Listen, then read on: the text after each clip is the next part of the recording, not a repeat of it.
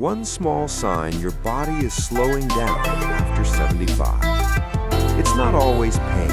It's not always illness. Sometimes it's simply this: you need more time to recover.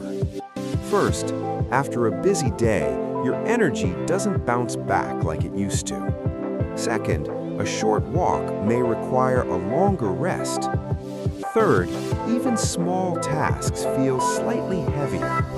This isn't weakness. It's your body asking for gentler rhythms and smarter care. Listen early, age wisely. If you found this helpful, like and subscribe for more peaceful living tips.